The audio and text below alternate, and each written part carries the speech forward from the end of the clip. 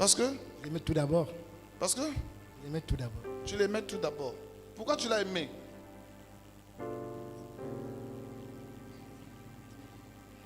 C'est-à-dire ce qu'on nous a fait croire. Demandez à la plupart des personnes qui croient au Seigneur aujourd'hui. Certains vont vous dire, moi je suis venu à l'église parce que je voulais être guéri. Moi je suis venu parce qu'on m'a dit qu'en arrivant, je pouvais recevoir quelque chose. D'autres vont vous dire, moi lorsque j'ai accepté le Seigneur, la motivation que j'avais, c'est ce que le Seigneur pouvait faire à l'intérieur de ma vie. On est tous d'accord que c'est vrai. Mais j'ai l'impression que cette conception de l'église a emmené une forme d'église qui est incorrecte. C'est-à-dire, des gens ont l'impression que l'église est un endroit où on peut recevoir avant de devenir. C'est-à-dire, c'est un endroit où on conditionne le parcours par ce qu'on peut obtenir et pas par ce qu'on peut perdre. J'aimerais dire à quelqu'un quelque chose. L'histoire avec l'église commence par une perte avant une obtention. Quelqu'un me comprend? Dès que tu deviens chrétien, la chose la plus importante, c'est pas ce que tu obtiens, c'est ce que tu perds. C'est-à-dire l'étape le plus importante de la vie chrétienne, c'est d'abord lorsque vous acceptez de perdre. C'est d'abord lorsque vous acceptez d'abandonner, de perdre quelque chose. Lorsque vous acceptez que ce que vous avez, vous arrêtez de la foi. C'est là que la vie chrétienne commence. C'est là que la vie spirituelle chrétienne commence. Vous allez voir aujourd'hui, on est en train d'évoluer. Je ne sais pas comment vous appelez ça. Avec l'église moderne, on a plus affaire à des gens qui attendent tout de Dieu et ne veulent rien perdre. On a affaire à une église dans laquelle des gens ont peur de renoncer. Des gens ont peur d'abandonner certaines choses. Des gens ont peur d'abandonner certaines choses. Des gens ont peur de renoncer à certaines choses. Je vois des gens dire, c'est-à-dire, tu regardes des chrétiens, ils sont tellement attachés à ce qu'ils sont, au point où ils ont peur de perdre ce qu'ils ont. J'aimerais te dire, tu ne peux pas avoir une vie chrétienne nouvelle sans perdre ce que tu as. Ouais. C'est là que la vie chrétienne commence. C'est-à-dire, la vie chrétienne commence le jour où tu acceptes de perdre ce que tu possèdes. Yeah. C'est là que la vie chrétienne commence. La vie spirituelle commence le jour où tu te dis à l'intérieur de toi-même que ce que j'ai n'est pas supérieur à ce que je pourrais avoir. C'est pourquoi je suis prêt à laisser ce que j'ai pour miser sur ce que je pourrais avoir. Vous n'êtes pas prêt à abandonner des choses. Si vous n'êtes pas prêt à laisser des choses, vous n'êtes pas prêt à accepter de mourir, vous n'êtes pas chrétien. Vous allez voir dans l'église des hommes qui marchent et qui se battent pour leurs intérêts, qui jeûnent mais qui jeûnent pour leurs intérêts, qui prient et qui prient pour leurs intérêts. Et au final, quand ils n'ont rien, la réponse est claire. C'est le pasteur qui n'est pas fort. Mais personne ne peut évoluer dans la spiritualité sans accepter de perdre avant d'obtenir. Vous savez, j'ai aimé un jour une femme, c'est un témoignage qui est récurrent sur les réseaux. Et on demandait à la femme, qu'est-ce qui t'emmène à prier? Depuis que tu pries là, on remarque que tu es en train de devenir pauvre. Tu pries ici, tu n'as rien de nouveau. Depuis que tu es en train de prier là, il n'y a pas de changement dans ta vie. Même l'argent ne vient pas à toi. Tu n'es pas devenu riche. Les enfants que tu demandes, tu n'as pas. Et puis, j'ai été marqué dans l'histoire par la réponse de la femme.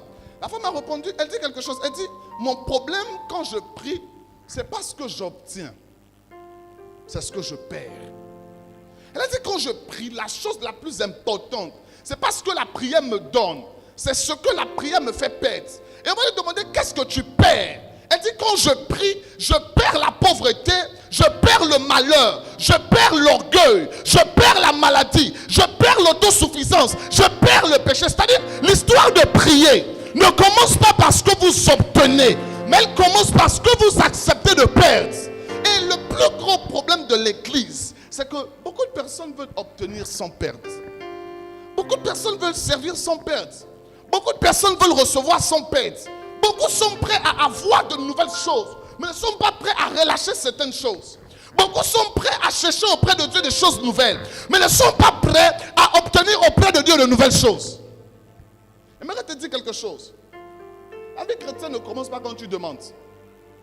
Elle commence lorsque tu perds pour faire de la place à ce qui doit arriver. Yeah. Elle commence ce jour lorsque tu acceptes de tout perdre pour faire de la place à ce qui va arriver. Et dis un jour à quelqu'un, avec l'état de ton cœur, Dieu ne peut pas te bénir. Mais dis comment ça? Il dit avec le cœur que tu as, Dieu même ne peut pas venir habiter en toi. Il dit c'est trop serré, ton cœur est trop fermé. Tu as trop rempli de problèmes au point où Dieu ne peut pas habiter en toi. Mourir pour vivre. Il est important qu'en tant que chrétien, vous puissiez comprendre que la première étape de l'initiation à la vie chrétienne, c'est la mort de soi. Vous ne pouvez pas continuer à être chrétien sans accepter de mourir. Vous ne pouvez pas continuer de prétendre servir Dieu si en vous-même, vous n'acceptez pas de mourir. Si en vous-même, vous n'acceptez pas de perdre certaines choses. Si en vous-même, vous n'acceptez pas de lâcher certaines choses. C'est-à-dire, aussi longtemps que tu n'as pas le courage de lâcher certaines choses, tu ne peux jamais atteindre de nouvelles dimensions. Parfois, on est chrétien et on est tellement attaché à ce qu'on a aujourd'hui au point où on oublie ce qu'on peut être demain. On est tellement attaché à ce qu'on a obtenu hier et on se dit ce qu'on a obtenu hier est suffisant. La vie chrétienne commence quand vous acceptez de perdre. Elle commence quand vous renoncez. Elle commence quand vous oubliez. Elle commence quand vous vous dites à l'intérieur de vous-même, la vie que j'ai n'est pas la vie que je mérite d'avoir. C'est pourquoi je peux accepter de mourir pour devenir une nouvelle personne. Je peux accepter de mourir pour être quelqu'un de nouveau. Luc chapitre 9, verset 23. Je peux accepter de mourir pour être quelqu'un de nouveau. Je peux accepter de mourir pour être une nouvelle créature. Vous savez, j'ai aimé un passage assez particulier de la Bible. C'est celui où Jésus dit, on ne peut pas mettre du vin nouveau sur des vieilles outres. Et en fait, quand je regarde l'église, Dieu veut faire tellement de grandes choses avec le cœur des hommes. Dieu veut tellement faire de grandes choses avec des hommes qui fréquentent l'église. Dieu veut tellement faire de grandes choses avec les hommes qui fréquentent sa maison. Mais il y a un problème, c'est que parfois Dieu regarde l'église et puis il se dit, comment est-ce que je vais faire de nouvelles choses avec des anciennes personnes? Je ne peux pas faire de nouvelles choses avec des anciennes créatures. Dieu ne peut rien accomplir avec quelqu'un qui ne veut pas se régénérer. C'est-à-dire, quelquefois, Dieu veut faire des choses pour vous, et puis il vous regarde en vous-même. Il est prêt à le faire. Vous aussi, vous êtes prêt à le faire. Mais qu'est-ce que Dieu fait? Dieu dit, donne-moi ton ancienne vie, et moi, je te donne une nouvelle vie par laquelle je peux opérer. Donne-moi ton ancienne personnalité, et laisse-moi te donner la nouvelle personnalité par laquelle je peux agir. Donne-moi ton ancien cœur, ce cœur plein de colère, cette vie pleine de débauche, cette vie qui a plein de problèmes, cette vie qui a plein de situations, de rancœur, cette vie qui a beaucoup de haine. Donne-la moi et laisse-moi faire en toi des choses nouvelles.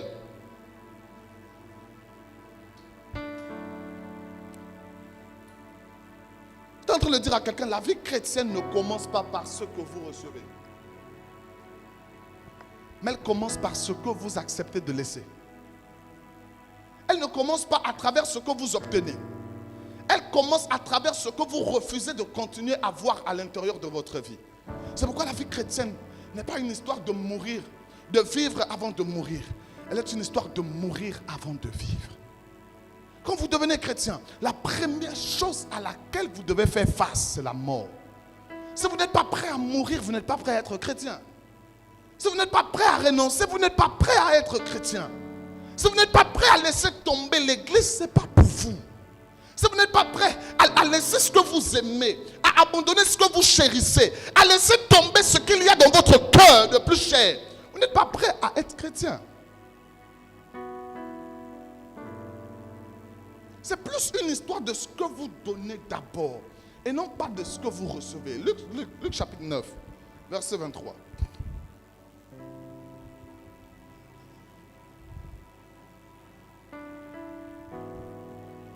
Allons-y.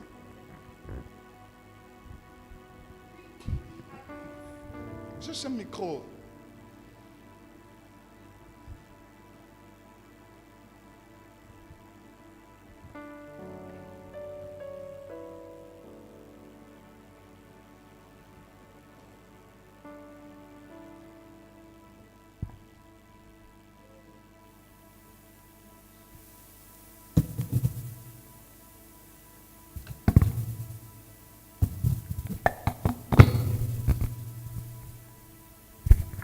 Il est écrit.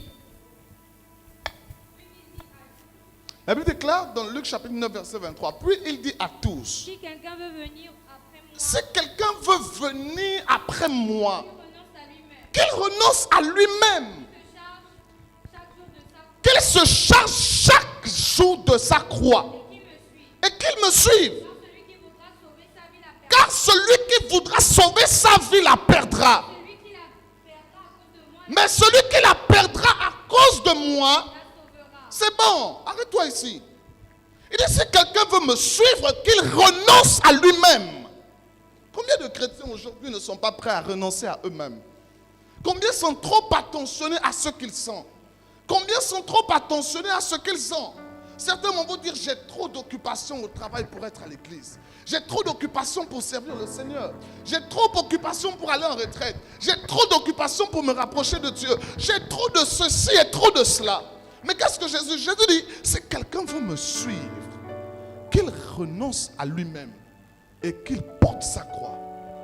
C'est-à-dire, aussi longtemps que tu n'as pas renoncé à toi-même, tu n'es pas en train de suivre le Seigneur.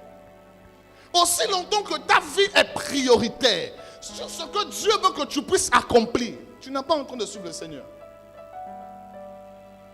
Il n'a même pas dit si quelqu'un me suit. Il a dit si quelqu'un veut me suivre, qu'il renonce à lui-même. Combien de chrétiens sont fortement attachés à ce qu'ils sont et à ce qu'ils ont? Combien sont fortement attachés à leur carrière? Fortement attachés à leur ministère? Un jour, je parlais avec un serviteur de Dieu et puis je lui ai dit, beaucoup de serviteurs de Dieu sont plus serviteurs de Dieu qu'enfants de Dieu. Ils sont plus pasteurs qu'enfants de Dieu. Ils sont ministres de Dieu qu'enfants de Dieu. Beaucoup de gens sont plus chantres qu'enfants de Dieu. Ils sont plus musiciens qu'enfants de Dieu. Pourquoi? Parce qu'en fait, quand les gens viennent dans l'église, ils sont prêts à abandonner ce qu'ils ont obtenu en dehors de l'église. Je vais dire quelque chose. Dieu ne vous demande pas de l'accepter pour faire une continuité de ce que vous avez commencé dehors. Dieu vous demande de l'accepter pour introduire à l'intérieur de vous une nouvelle vie. Il vous demande de le suivre pour mettre en vous une semence nouvelle et une graine nouvelle. C'est pourquoi la Bible déclare que soit le Seigneur, il ne dit pas qu'il fait d'eux des hommes nouveaux. Il dit qu'il fait d'eux des nouvelles créatures. C'est une autre forme de créature. C'est-à-dire, c'est une autre forme de personne, une autre forme de créature. C'est-à-dire, je ne sais pas comment on appelle ça, mais c'est une créature tantôt hybride. Je ne sais pas comment vous l'expliquer. Mais le but de Dieu, ce n'est pas de continuer ce que vous avez commencé par vous-même. Mais c'est de faire de vous des personnes nouvelles. Et il est impossible pour Dieu de faire de vous des personnes nouvelles avec ce que vous avez encore en vous. Si vous n'êtes pas prêt à laisser tomber ce que vous êtes, à vous abandonner à mourir, vous n'irez jamais loin avec le Seigneur. Si vous n'êtes pas prêt à accepter de tout perdre, à accepter de vous laisser briser, à accepter de renoncer à tout ce que vous avez, vous n'allez rien obtenir devant le Seigneur. Si vous n'êtes pas prêt à accepter de dire à l'intérieur de vous-même, j'ai tout obtenu, c'est vrai, mais il faut que je laisse tout parce qu'il faut que je suive le Seigneur, vous n'allez pas pouvoir suivre le Seigneur. Tous ceux qui ont servi le Seigneur avec excellence jusqu'à ce jour sont des hommes et des femmes qui ont accepté de tout abandonner. Tous ceux qui ont marqué l'humanité aujourd'hui sont des hommes et des femmes qui ont accepté de tout abandonner. Beaucoup de ceux qui ont écrit l'histoire de l'Église sont des hommes et des femmes. S'ils n'ont pas abandonné leur famille, vous verrez qu'ils ont abandonné leur femme. S'ils n'ont pas abandonné leur femme, ils ont abandonné leur travail. Ils n'ont pas abandonné leur travail, ils ont abandonné leur époux. D'autres ont accepté d'être divorcés, d'être calomniés et rejetés. Seulement parce qu'ils voulaient suivre le Seigneur. Aussi longtemps que votre cœur n'est pas prêt à tout laisser tomber, vous n'allez jamais expérimenter une certaine dimension de Dieu. Vous savez, il y a des dimensions que vous expérimentez quand Dieu sent à l'intérieur de vous que vous êtes en train de devenir un homme nouveau. Quand Dieu sent par votre dévouement que vous l'appartenez intégralement. Vous devez accepter de mourir pour vivre. Dans l'église, il y a deux catégories de personnes. Il y a celle de ceux qui vivent et il y a celle de ceux qui survivent. Ceux qui survivent tentent de lutter entre le monde et eux, tentent de lutter avec la chair et eux-mêmes. Mais ceux qui vivent sont ceux qui ont accepté la mort, sont ceux qui ont accepté de tout laisser, sont ceux qui ont accepté de tout abandonner. Et en abandonnant tout ce qu'ils avaient, ils ont reçu à l'intérieur d'eux une nouvelle vie. Et c'est cette nouvelle vie que le Maître a envoyé manifester.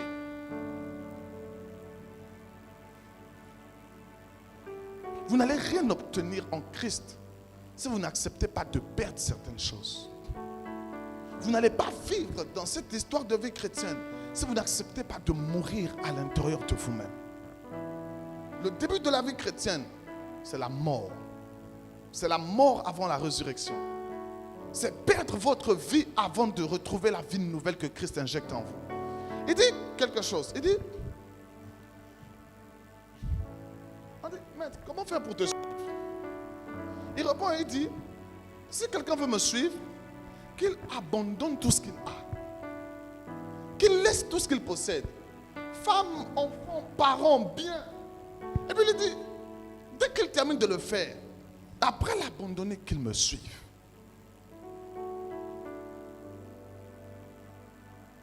Qu'il me suive après abandonner cela. Quelqu'un a dit que l'un des rituels les plus puissants de la vie chrétienne, c'est la nouvelle naissance. Qu'il naisse de nouveau. Or, on nous a défini la nouvelle naissance comme étant la mort et la résurrection avec le Seigneur Jésus. C'est-à-dire même le rituel le plus puissant de la vie chrétienne comporte une partie réservée à la mort et commence par la mort.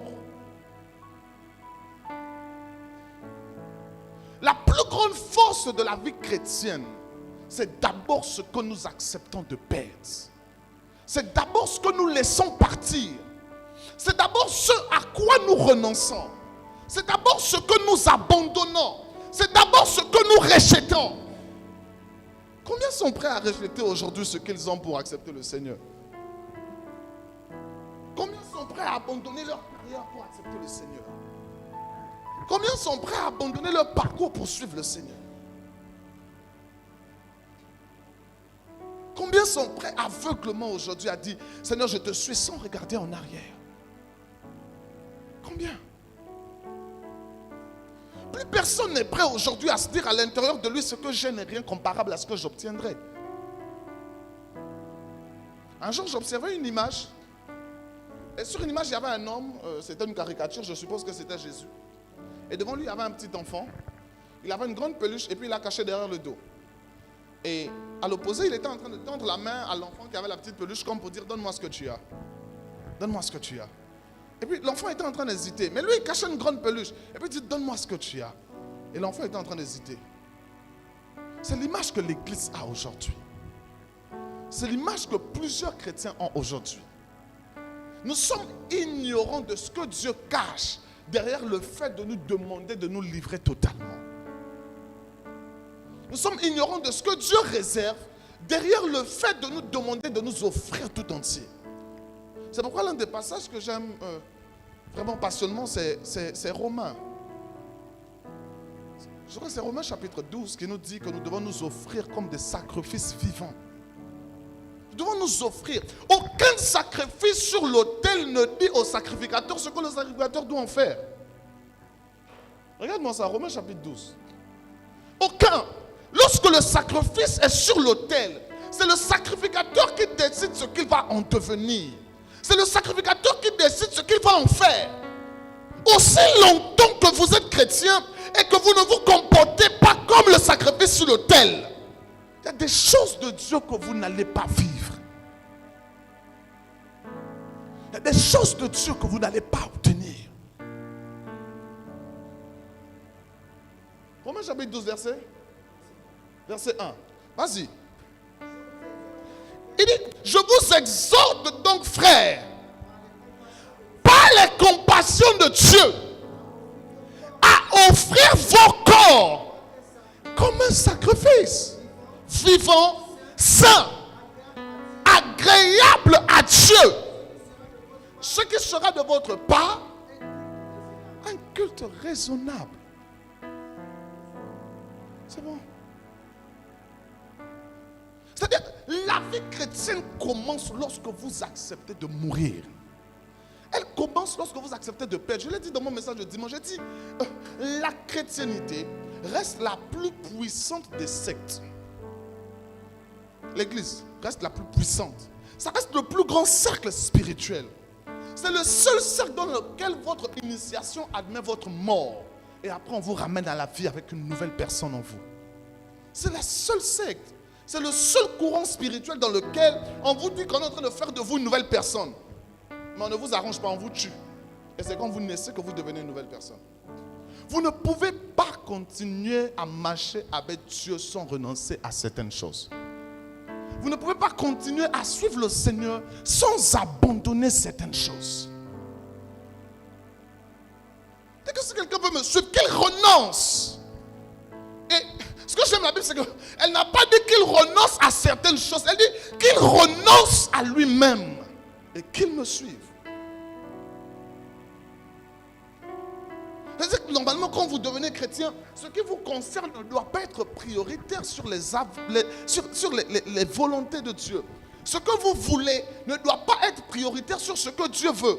Ce que vous devez devenir ne doit pas être prioritaire sur ce que Dieu a écrit à votre sujet.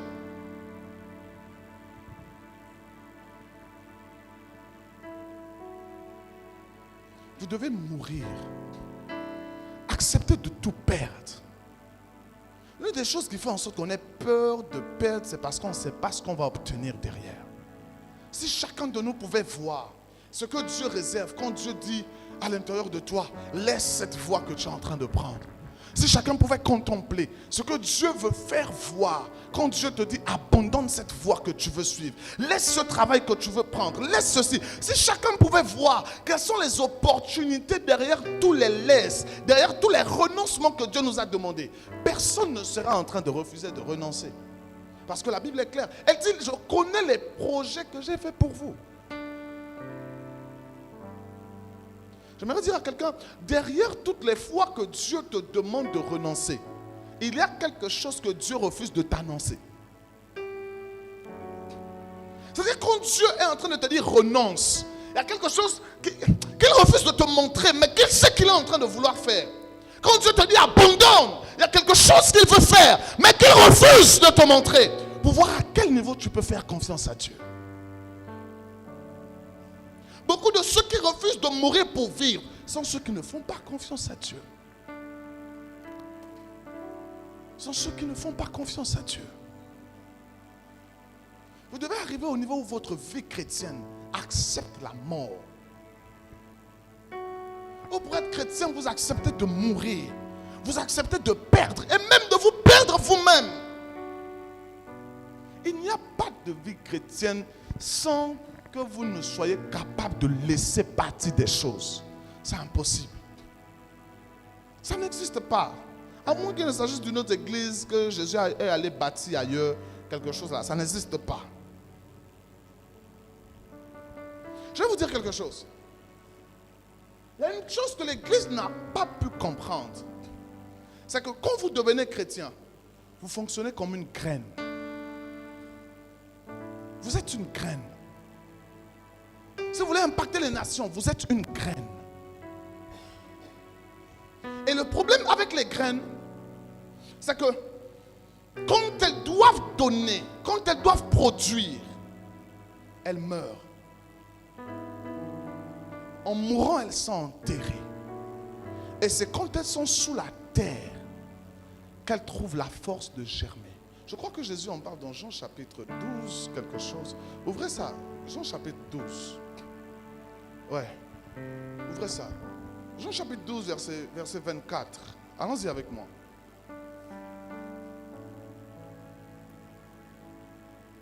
Vous allez voir ce que Jésus dit. Dans Jean chapitre 12, verset 24. Écoute. En vérité, je vous le dis, si le grain de blé qui est tombé en terre ne meurt, il restera seul. Mais s'il meurt, il portera beaucoup de fruits. C'est-à-dire, le chrétien qui est là comme ça, à moins qu'il n'accepte de mourir, s'il refuse de mourir, il restera seul. Sans aucune grâce, sans aucune faveur. Mais la capacité à porter de fruits se trouve dans votre capacité à mourir. Vous savez, quand j'ai appris, j'étais un élève très excellent. Je ne le cache pas. À l'école, j'étais un élève très excellent. Et à la fin, j'ai eu beaucoup d'opportunités. Énormément. J'avais toutes les possibilités de voyager, d'aller loin. C'était aussi mon rêve comme tous ceux qui étaient jeunes comme moi à ce temps. C'était mon rêve d'être quelqu'un de grand. Je voulais que les nations parlent. Je voulais qu'on entende parler de moi.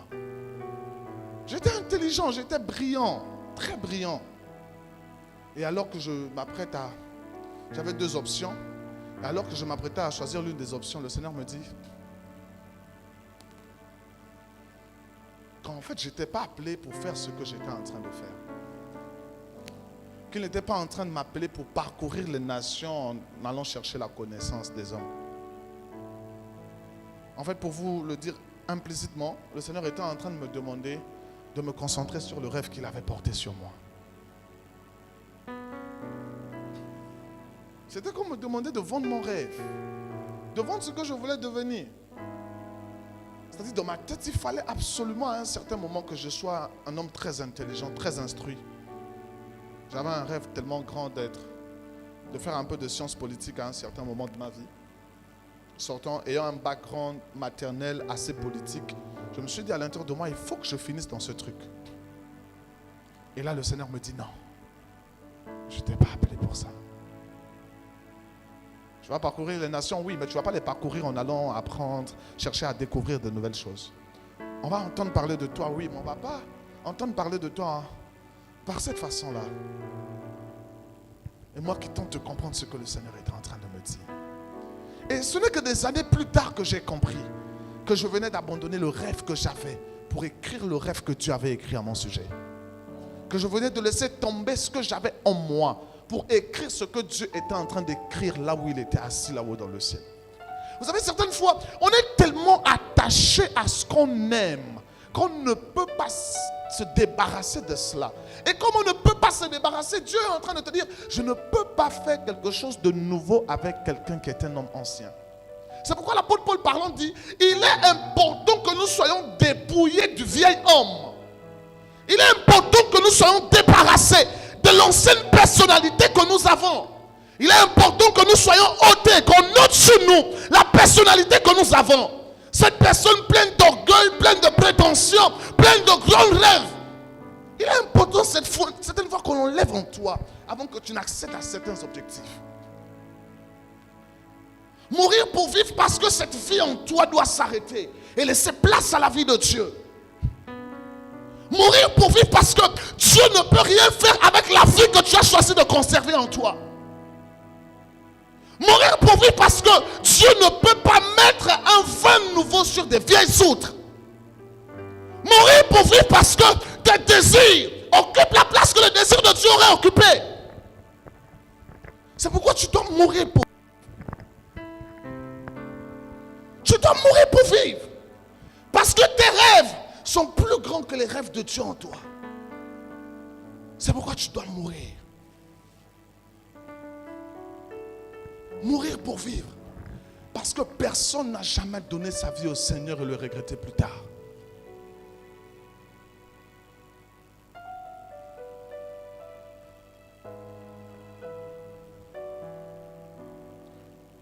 Mourir pour vivre. Parce que Dieu n'accepte pas de partager sa gloire avec quelqu'un. C'est pourquoi ce que Dieu veut de toi, c'est que tu acceptes la mort. J'aimerais dire à quelqu'un, tu es comme un grain. La mort est ton passage d'opportunité pour la gloire. Tu es comme une semence de blé. Quand tu meurs, c'est là que tu trouves le passage pour accéder à la gloire. C'est-à-dire aussi longtemps que tu resteras en vie, tu ne vivras pas un certain niveau de gloire. Vous savez, il y a des éléments par lesquels Dieu nous fait passer puis on ne les comprend pas. Il y a des situations et des épreuves par lesquelles Dieu nous fait passer puis on ne les comprend pas. Il y a des épreuves par lesquelles Dieu nous fait passer et on ne les comprend pas. C'est tellement dur. Il y a des jours c'est tellement dur, j'ai envie de pleurer, de tout lâcher. C'est tellement dur, j'ai envie de te dire, enough is enough. Trop c'est trop, assez c'est assez, que je m'arrête ici. Il y a des jours c'est tellement dur et j'ai envie de te dire à l'intérieur de toi-même, si je pouvais repartir en arrière, je l'aurais fait. Mais finalement, pendant que tu passes par ces épreuves, c'est là que tu te rends compte qu'au début, j'étais trop orgueilleux. Je me trouvais suffisamment dépendant de moi-même. Je croyais me suffire en moi-même. C'est là que tu te dis, au début, j'étais trop prétentieux. Mes rêves ont failli me tuer.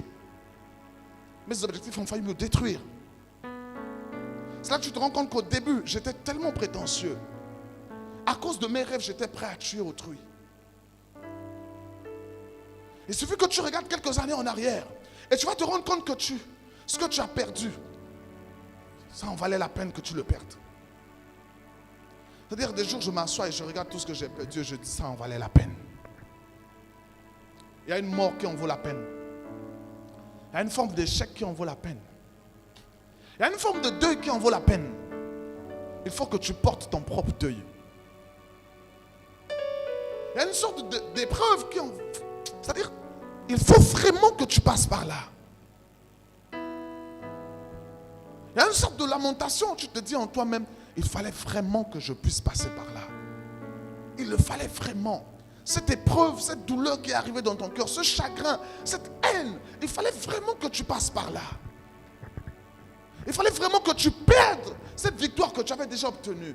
Il fallait vraiment que cette gloire sur laquelle tu avais placé ton espoir, tu puisses la perdre. Parce que personne ne peut considérer la gloire de Dieu s'il n'accepte de mourir avant. Ce dont tu as besoin pour commencer une vie chrétienne épanouie, forte et puissante, c'est d'accepter de perdre.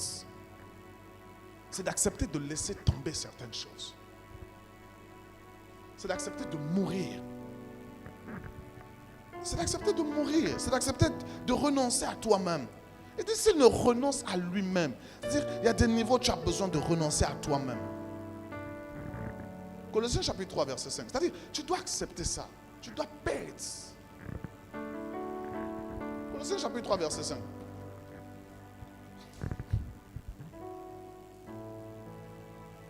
Glorifiez ton nom.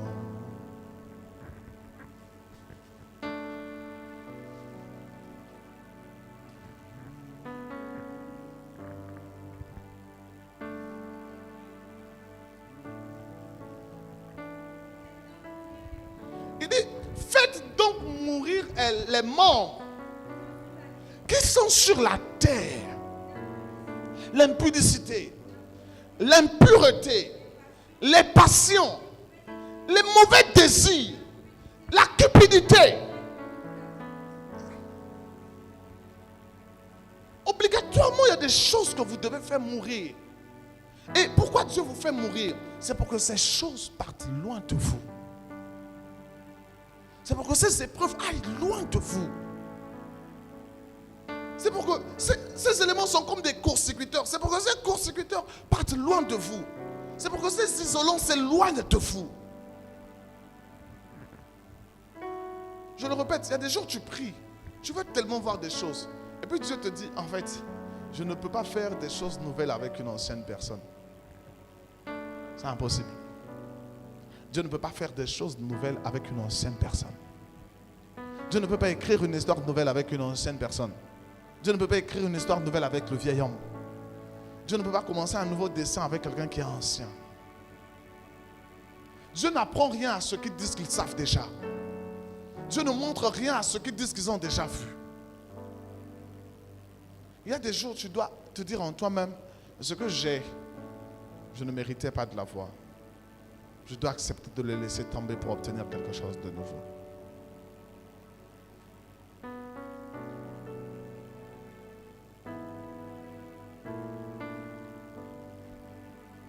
Il faut que la mort vienne pour que la vie s'en suive. Tout ce qui est grand meurt. Tout ce qui doit devenir grand doit mourir. Tout ce qui doit pousser doit mourir. Il n'y a pas de vie sans mort. Il n'y a pas de nouvelle personne sans renoncement. Si vous ne renoncez pas, vous ne pouvez pas être de nouvelles personnes.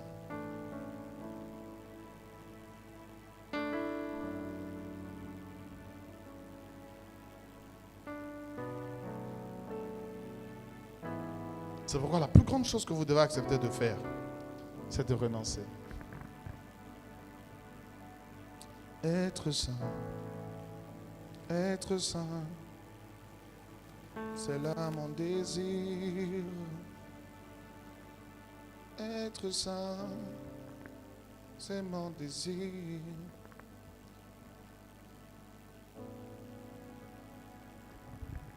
Être saint, c'est ce que Dieu veut pour moi. Être saint, c'est mon désir.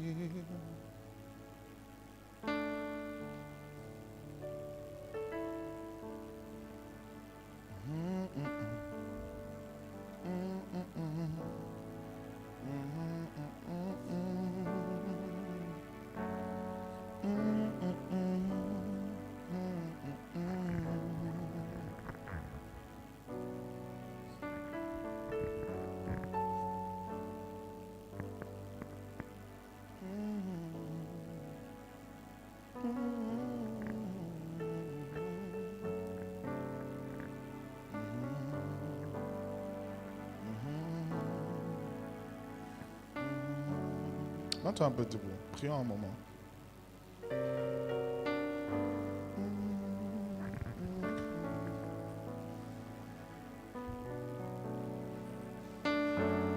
Chanter ne suffit pas pour répondre.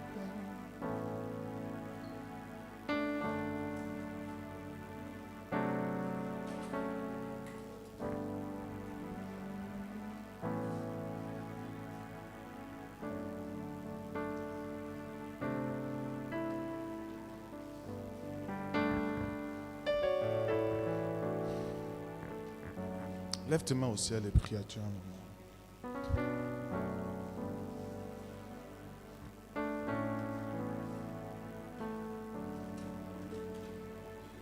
Lève tes mains, prie un moment là où tu es.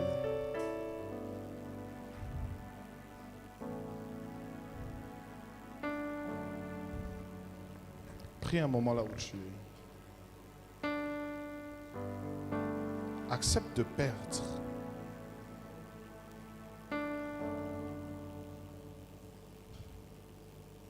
Accepte de perdre.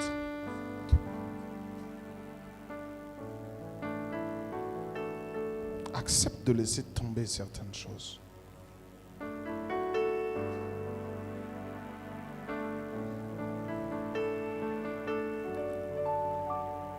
Accepte d'abandonner ce que tu as déjà.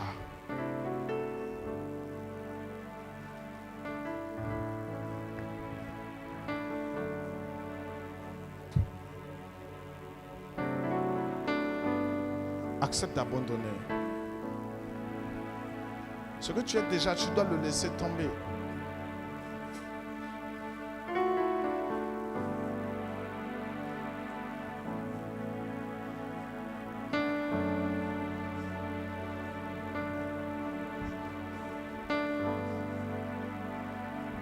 Tu vois, cette chose qui t'empêche de servir le Seigneur, tu dois la laisser partir. Cette situation qui t'empêche de servir le Seigneur. Regarde, quand je demande de laisser partir, même cette rancune dans ton cœur qui t'empêche de servir Dieu, tu dois la laisser partir. Tant qu'elle n'est pas partie, je ne peux pas servir Dieu.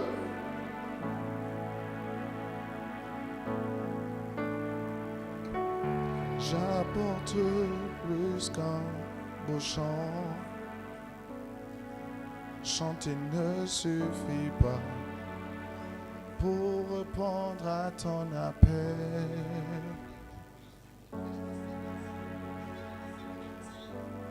Les apparences sont trompeuses. Tu vois bien au-delà. Oh Dieu, tu sens de mon cœur.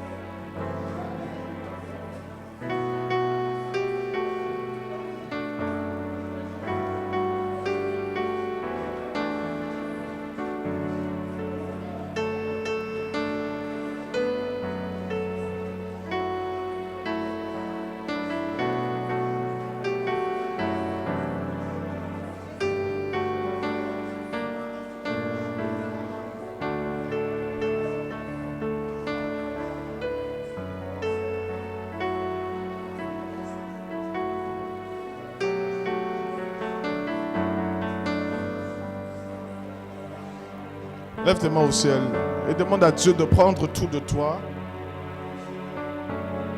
Dis-lui, Seigneur, je suis prêt à mourir. Je suis prêt à m'offrir totalement. Je suis prêt à me donner. Lève tes mains tout doucement vers le ciel. Et dis cela au Seigneur. Dis à Dieu, Seigneur, prends tout de moi.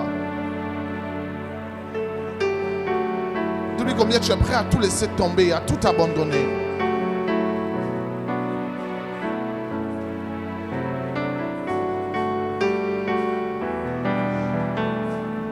Dis-lui combien tu es prêt à tout abandonner.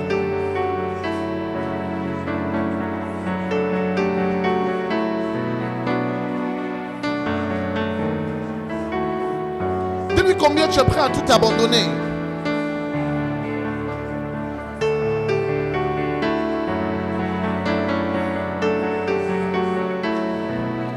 Dis-lui combien tu es prêt à tout laisser tomber.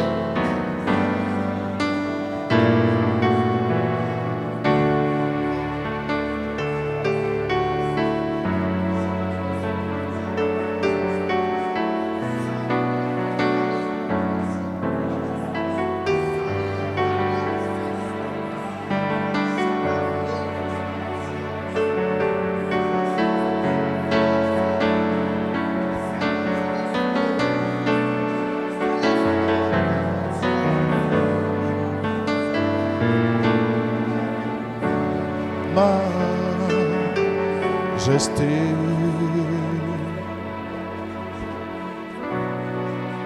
Seigneur, à toi la gloire.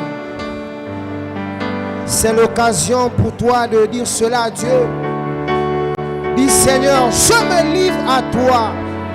Je te donne tout de moi. Je ne veux rien retenir. Dis à Dieu. Dis, je te donne tout de moi ce soir. Je soupire après toi. Je soupire après ta grâce. Je me livre corps, âme et esprit. Je me livre, Seigneur, sans rien retenir. Je me livre à toi, Seigneur. Oui, notre Père et notre Dieu, ce soir nous supplions ta grâce. Nous supplions ta grâce. Au nom de Jésus, au nom de Jésus, notre Père et notre Dieu, alors que nous sommes en ta présence, Seigneur, fais que, oh Dieu, aide-nous, notre Père. À toi, Seigneur, notre Père et notre Dieu, nous te supplions, Seigneur, aide-nous, notre Père. À toi la gloire. C'est le moment, bien-aimé. Parle à ton Dieu. Ouvre ton cœur. Dis, Seigneur, me voici en ta présence. Fais de moi ce que tu veux. Je me livre totalement à toi, sans rien retenir. Je me livre comme étant une offrande à toi, comme un sacrifice vivant. À toi la gloire. Merci, Seigneur.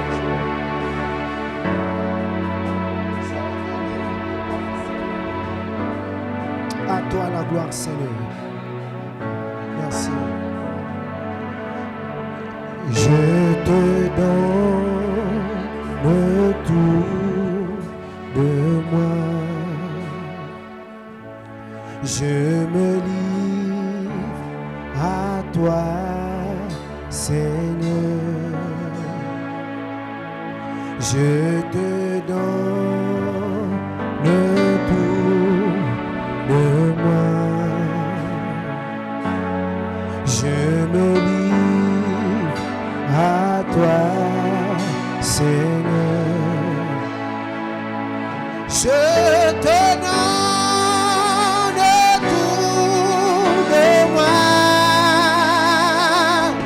Je me livre à toi, Seigneur. Je te donne tout de moi. Je me livre à toi, Seigneur.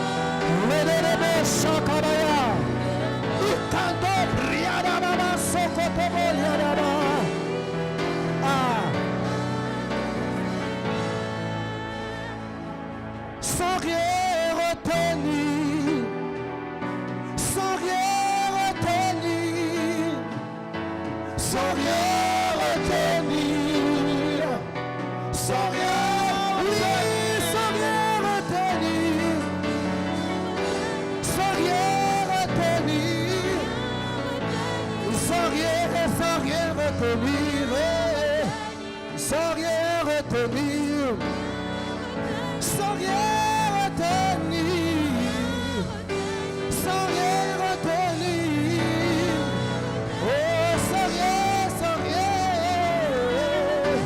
Alléluia, alléluia. Ah. Je te donne tout de moi. Je me livre à toi, Seigneur. Je te donne, je te donne. Est-ce qu'on peut lever grandement nos mains au ciel ce soir? Nous voulons lever nos mains au ciel ce soir et dire à Dieu, je te donne mon cœur, je te donne mon âme, fais de mon âme ce que tu veux, je me livre à toi. Oui, Saint-Esprit de Dieu, alors que nous sommes en cet endroit, je prie ce soir, notre Père et notre Dieu, notre Père et notre Dieu, notre Père et notre Dieu, viens, viens, viens, viens, viens, viens, viens, viens, viens, viens, viens. Esprit de quatre vents, viens souffler, viens souffler, viens souffler, viens souffler, viens, viens, viens, viens, viens, viens, viens, viens, viens, viens, viens, viens. Riakabato Santo Kopiahas, Ikanto Sokoto Pariadaba, Lekade Bradabo Sataka, Ikedebos, Riakadaba, que serait-je sans toi? Que serais-je sans toi? Où irais-je? Que serais-je sans toi? Où irais-je? Que serais-je sans toi? Où irais-je? Que serais-je sans toi?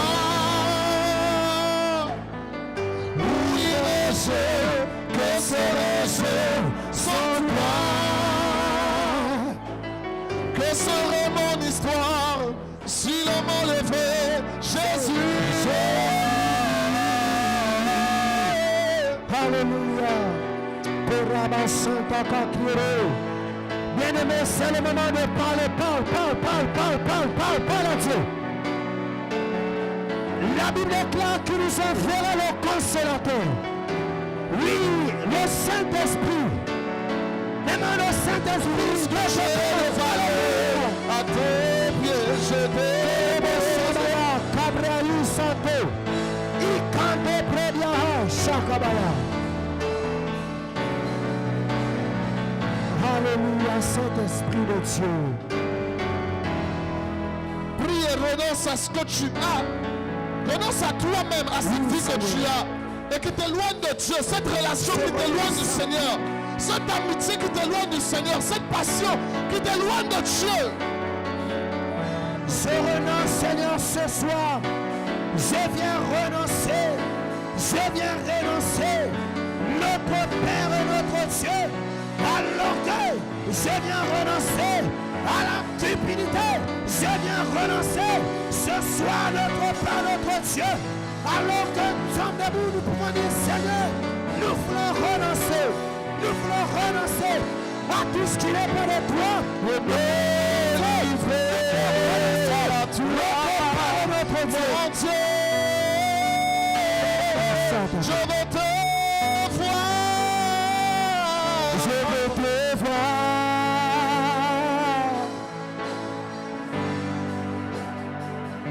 Je veux te voir.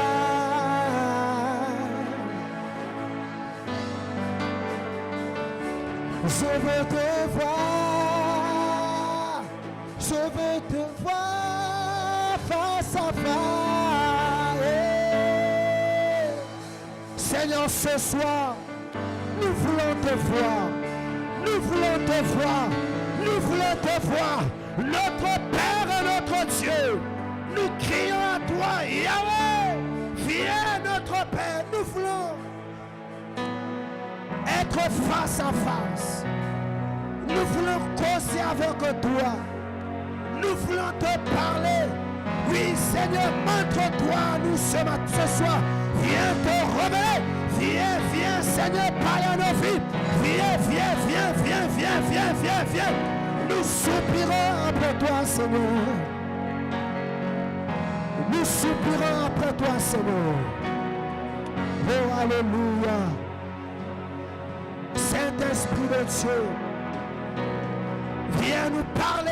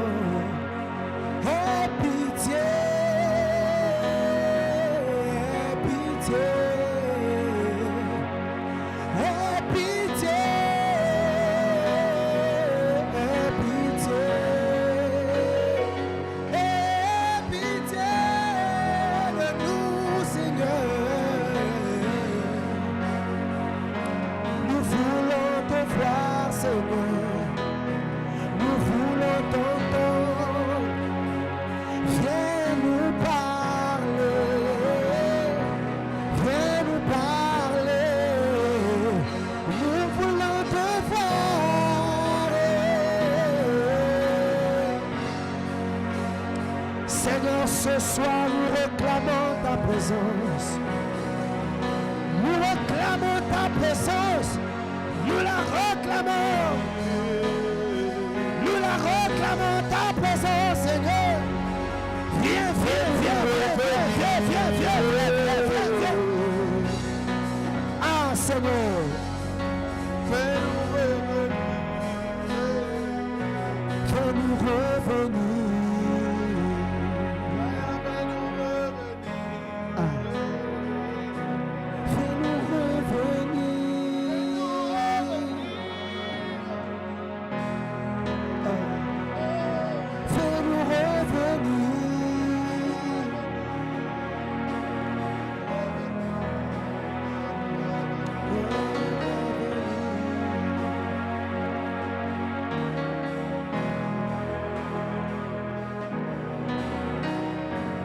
Nous voulons revenir à toi.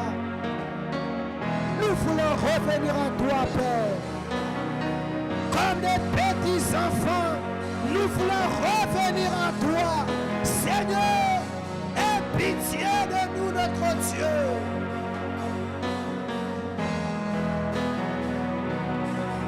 Nous voulons revenir, Seigneur. La Bible déclare qu'alors que le Père du Fils prodigue avait tout remis à son fils, mais il y regardait chaque soir pour voir si son fils devait revenir. Seigneur,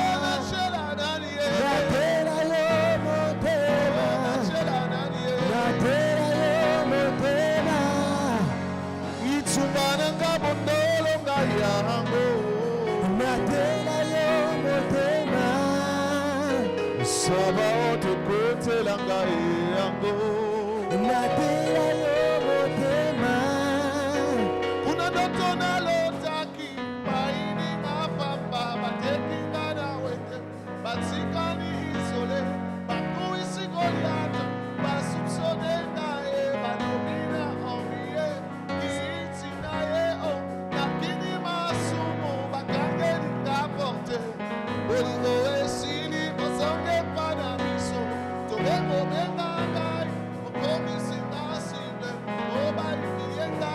Souviens-toi de moi. Nathalie Motema.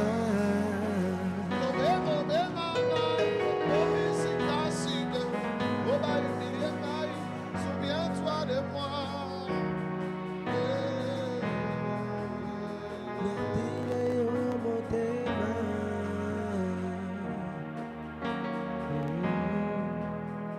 Lève tes mains au ciel et fais cette prière avec moi.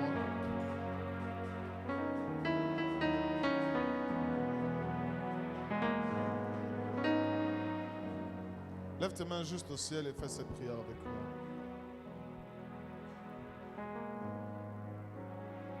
Dis avec moi, Seigneur Jésus. Seigneur Jésus.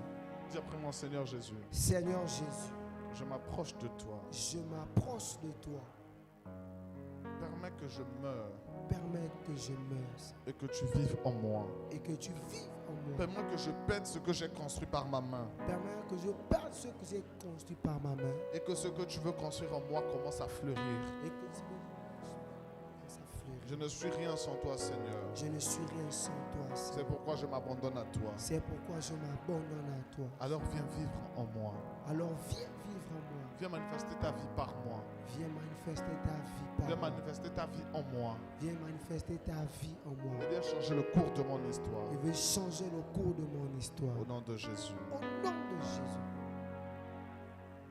Reste comme ça un moment.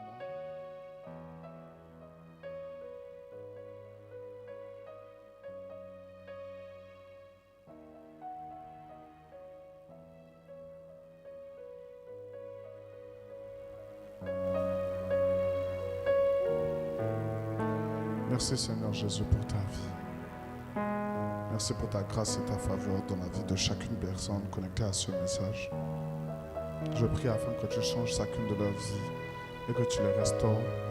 Par le nom de Jésus-Christ de Nazareth, j'ai prié. Quelqu'un dit Amen et acclame le Seigneur.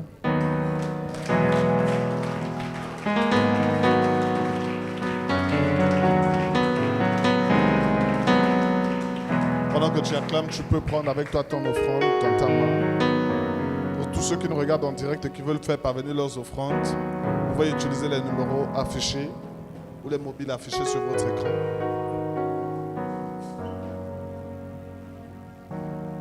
Tu saisis ton offrande et tu pries au Seigneur.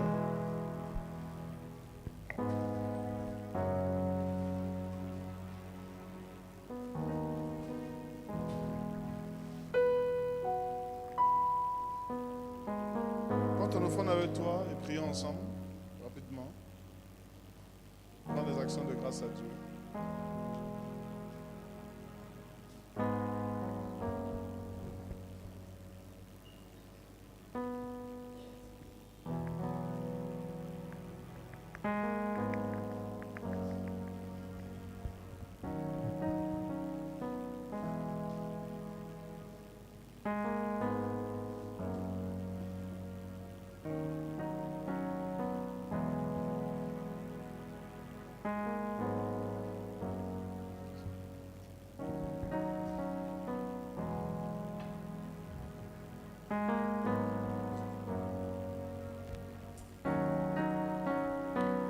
Seigneur, nous voulons te bénir, nous voulons te célébrer pour ces offrandes, notre Père. La Bible déclare d'amener dans la maison du trésor toute forme d'offrande, Seigneur.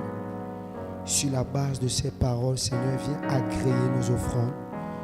Et je te recommande notre départ. La Bible déclare que tu es le Dieu qui commence et tu es le Dieu qui termine. Viens nous accompagner, notre Père, notre Dieu, durant tout le parcours. Tu connais les voitures, notre Père, tu connais les routes que nous allons emprunter. Nous voulons déprogrammer toute forme d'accident, toute forme d'incident dans nos vies, dans nos familles, au nom de Jésus. Viens donner un sommeil paisible. Que cette nuit soit une nuit pleine de révélations. Garde-nous fidèles à toi, Seigneur. Que la gloire te revienne, toi qui viens jamais. Au nom de Jésus-Christ. Amen. Bonne soirée. Donc, pour ceux qui ont amené les offrandes, vous pouvez déposer. Le secret, ce n'est pas de fétiche. Le secret, c'est la lumière. La lumière, c'est Jésus. Il a dit, je suis la lumière du monde. Alléluia. La présence de Dieu relève les étoiles qui étaient tombées. La lumière, c'est pas Bouddha. La lumière, c'est pas Mahomet. La lumière, c'est pas les prophètes. La lumière, c'est un seul. Jésus-Christ de Nazareth. Lorsque tu te rapproches de lui, il commence à redonner l'éclat à ta vie. Même si ta vie n'avait plus de sens, il commence à redonner un sens à ta vie. Même si ton histoire n'avait plus de sens, il commence à redonner une histoire à ta vie.